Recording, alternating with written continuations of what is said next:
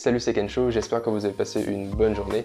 Vous êtes de plus en plus nombreux et nombreuses sur la chaîne et à l'heure où je vous parle, on est à plus de 700. Donc franchement, tout cela c'est grâce à vous et je tiens à vous dire merci. Aujourd'hui, je vais vous raconter deux threads d'horreur assez terrifiants, alors installez-vous bien et c'est parti pour l'épisode 6 de la série Un jour, un thread.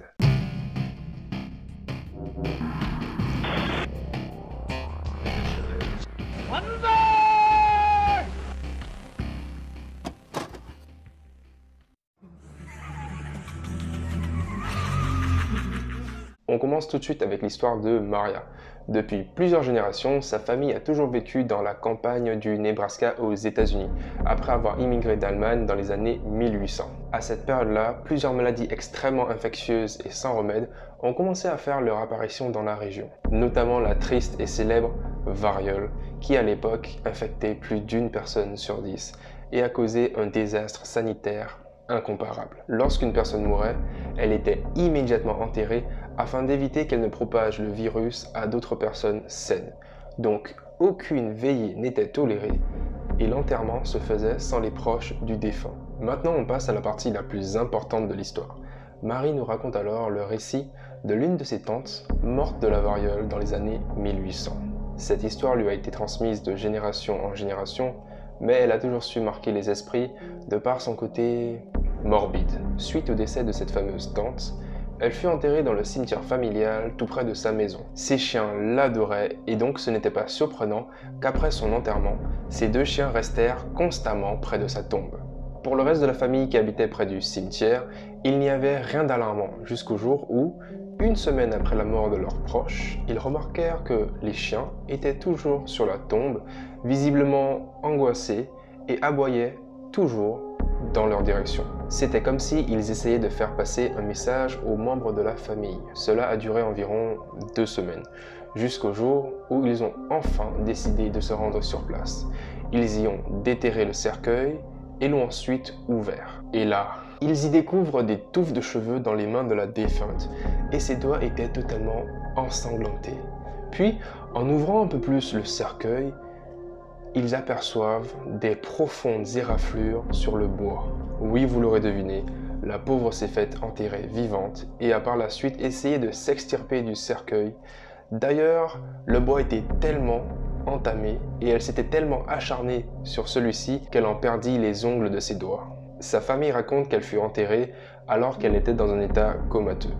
Les médecins l'ont prononcée morte afin de pouvoir l'enterrer au plus vite et éviter qu'elle ne contamine d'autres personnes. À l'époque, les médecins étaient dans l'obligation d'envoyer toute personne ayant les symptômes du virus à la morgue afin d'éviter qu'elle ne se propage de plus en plus. Cependant, la pauvre femme est revenue à elle alors qu'elle était déjà sous terre, passant probablement ses derniers instants dans son cercueil en espérant que quelqu'un puisse entendre ses cris étouffés par la tonne de terre au-dessus de sa tête.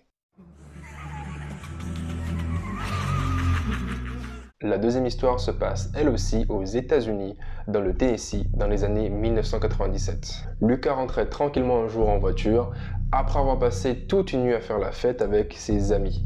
Il était alors environ 3 heures du matin. Tout d'un coup, les freins de sa voiture ont soudainement lâché, propulsant Lucas et son véhicule dans le fossé. Il se fend instantanément le crâne sur la vitre latérale, il se casse le bras gauche et quelques côtes.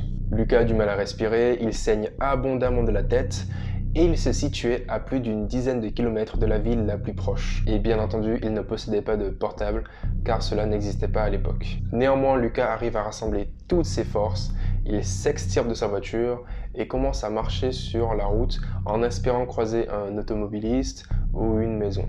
Tout en marchant, il continuait à saigner de la tête et laissait au passage des traînées de sang derrière lui. Malheureusement pour Lucas ce jour-là, c'était une nuit nuageuse sans lune. En d'autres termes, il faisait un noir absolu. Il ne voyait rien, mais il savait néanmoins qu'il marchait sur la route au son de ses pieds sur le béton. Lucas est là, au beau milieu de nulle part. Il a la tête qui saigne à cause d'une grosse entaille, le bras, les côtes cassés, et comble de la chose, il ne voit absolument rien.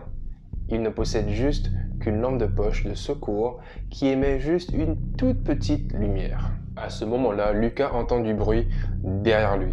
Il se retourne et pointe sa lampe de poche en direction du bruit. Et là, il découvre avec effroi un coyote, puis un autre, un troisième, un quatrième. Au final, c'est plus d'une vingtaine de coyotes qui, attirés par l'odeur du sang, commencent à s'approcher petit à petit de Lucas. Les coyotes sont omniprésents dans la région. Lucas lui-même en a déjà confronté. Il peut en faire fuir un ou deux, mais dans son état actuel, il ne pouvait ni lever son bras gauche, ni utiliser son bras droit sans que ses côtes lui fassent un mal de chien. À ce moment-là, Lucas se rend compte qu'il est dans une très mauvaise posture. Il décide tout de même de continuer à marcher. De toute façon, les coyotes étaient encore assez loin et il espérait croiser un automobiliste afin de le sortir de ce pétrin. Finalement, après quelques minutes de marche, il aperçoit enfin les lumières d'une maison. Il décide de ne pas courir car cela pourrait inciter les coyotes à lui courir après. En effet, de nature extrêmement craintifs, les coyotes ont pour habitude de se méfier des humains, mais ils n'ont aucune difficulté à s'attaquer à des animaux blessés ou à des humains blessés, surtout lorsqu'ils sont en meute. Bref, Lucas maintient le même rythme afin de ne pas exciter les coyotes. Il arrive enfin devant la maison. Il frappe à la porte et un vieil homme avec un fusil dans les mains lui ouvre. Il lui demande qu'est-ce qui lui prend à frapper chez lui à 3 h du matin. Lucas lui raconte tout, l'accident, les blessures qu'il a eues, les coyotes, et là le vieil homme décide enfin d'appeler les secours. Heureusement, Lucas est pris en charge très rapidement. Il passe 2 mois à l'hôpital et finit avec 34 points de suture sur la tête. Franchement, s'il n'avait pas trouvé la maison, ou s'il s'était tout simplement évanoui dans sa voiture ou sur le chemin, je pense sincèrement qu'il aurait fini dévoré par les coyotes. Voilà les amis, c'est tout pour ces 2 histoires que j'ai trouvées vraiment déroutantes.